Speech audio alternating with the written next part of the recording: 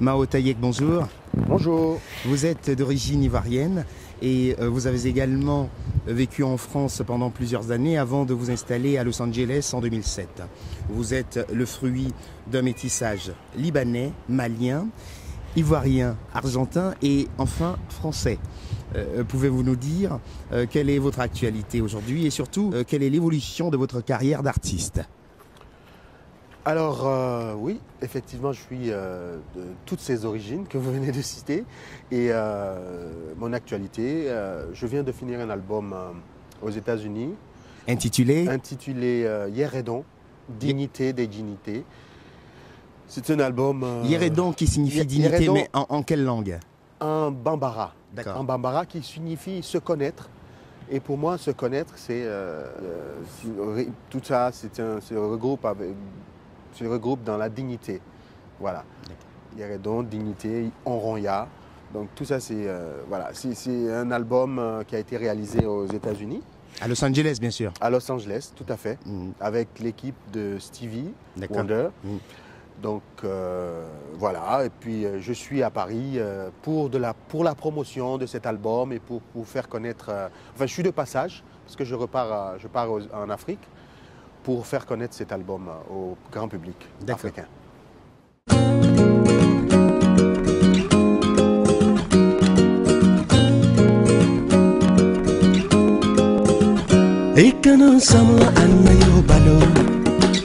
Akanu baloma anamania yo Ikana samu anamayo lawa Anana lawa yanya tswa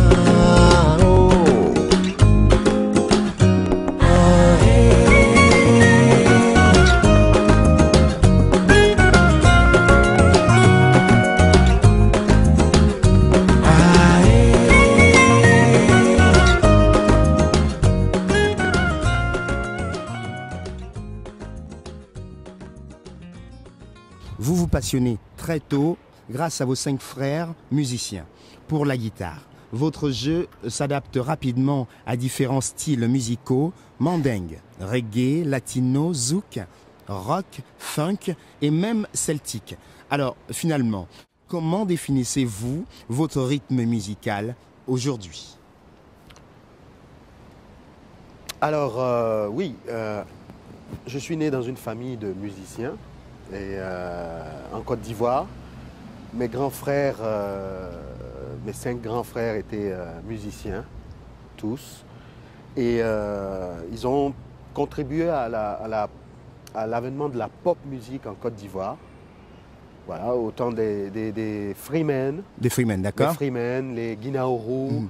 Et beaucoup d'autres, ils ont accompagné... Ernest et Kofi. Tout à fait, enfin, François Louga, Thierry Simplice. Okay. Et ça, c'est des musiques que j'ai maîtrisées aussi dès le début, puisque je suis étant né en Côte d'Ivoire, j'ai vécu jusqu'à mes 18 ans là-bas.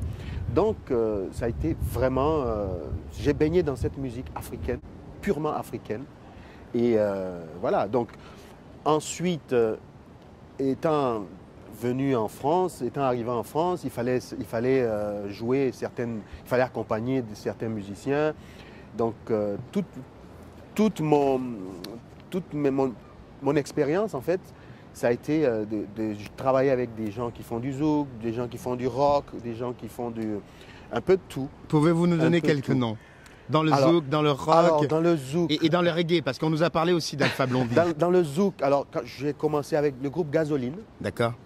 Pierre Rosier, ensuite Thierry Cam, pour qui j'ai écrit des chansons et avec lesquels j'ai joué, Jean-Michel Rotin, Tania Saint-Val, Jacob Desvarieux.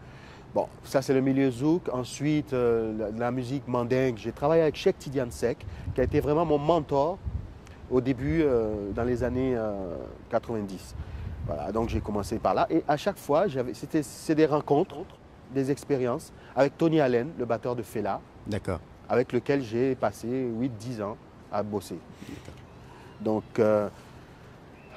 ensuite, par la suite, j'ai rencontré Alpha Blondy, avec lequel je suis resté... Ça, c'est le rythme reggae à ce moment-là. Tout à fait, le reggae. Je suis resté 12 ans avec Alpha en tant que chef d'orchestre. Et voilà, band leader. Et Voilà, on a sillonné le monde entier avec Alpha. D'accord. Voilà. Donc, et finalement, votre rythme musical, comment les définissez-vous alors Voilà, finalement? alors ma musique, c'est une musique du monde. Pour moi, la musique n'a pas de frontières. C'est toutes ces expériences, toutes ces rencontres avec ces diverses personnes ont contribué. Avec l'expérience, on acquiert des différentes influences et toutes ces influences se retrouvent dans ma musique, mais cette musique, il y a toujours une base très africaine, très afro-mandingue plutôt, puisque voilà, et voilà, c'est une musique à écouter.